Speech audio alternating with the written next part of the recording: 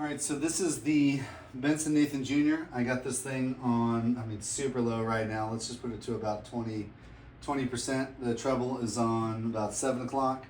Bass is on 7 o'clock. Reverb is about a quarter of the way up. So. And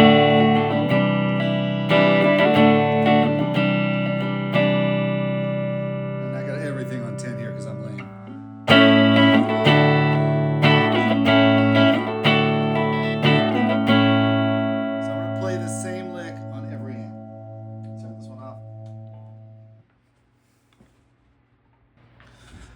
All right, so this is the Roland JC40, about the same settings, the same settings as the Benson.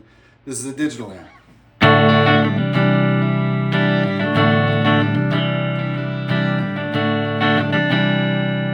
second, I apologize.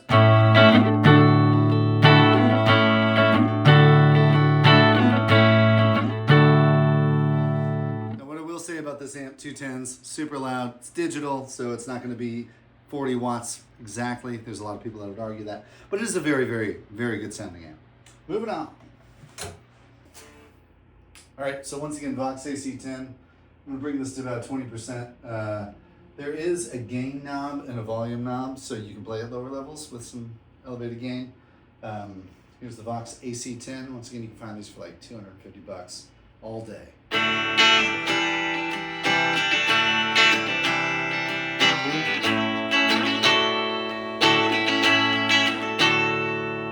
Now, this is one of the few amps out of here that you do have a gain knob. So at low volumes, I can crank this mother effer up. It is loud. It's quite loud. It's not a big. There we go. That's a lot better.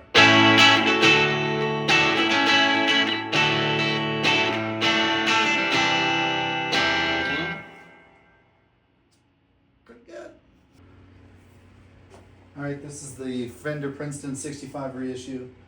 Bring this up to 3. Let's do 2.5. This is also quite a loud amp for such a small amp. I'll let it speak for itself.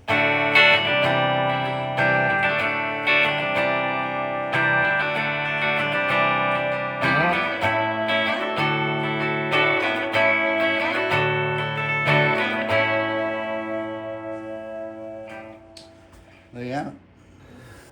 All right, just a recap of the 4 that you listened to. If there was one of them that I was stuck on a desert island with, it'd be a fight between the Princeton and the Benson. I believe it'd be the Benson because if all my pedals failed, I could use that amp and solely that amp for my entire tone. If I had my pedal board on a desert island, it'd probably be the Princeton because the Princeton's just a clean motherfucker and sounds great. AC10, once again, just a banger, solid banger for the price point.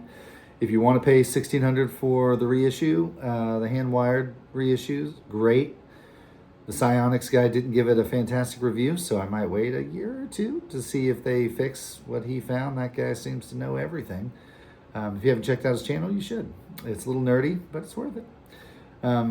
So AC10, low volume, great gain, great chime, bang for the buck, 100% out of all of these.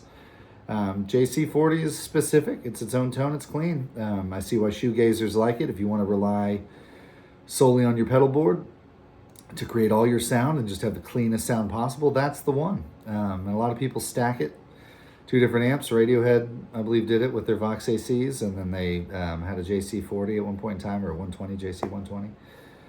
So yeah, that's a way to do it. So it's just a matter of, if you're trying to decide what to get, it's, do you want the amp to color your sound? If you do, you need to lean into what the brands do. So lean into what a Fender overdriven sound sounds like. Lean into what a VOX overdriven sound sounds like. Look at some of the different tweed models of Fender and see what those sound like. And these, I'm not even covering high gain amps. I mean, that's its own territory. It's not my bag, but power to you guys. I cannot shred or scale, and you guys are amazing. Yeah, that's pretty much all I got. The last thing I would say is, when you get to the point that you can own multiple of these, and hopefully one day you can, if you have already, fantastic. That's where it really gets fun, when you can mix these tones and the frequencies can balance each other out. I personally find the best sound in the world is a Princeton and a VOX AC, just combined together. Can't wait to do it with the Benson. Haven't tried it yet. So, thank you for bearing with me. I'll make these more polished, but I just wanted to get out a video to somebody that was shopping for amps, and hopefully this helped you out. So, take care. Later.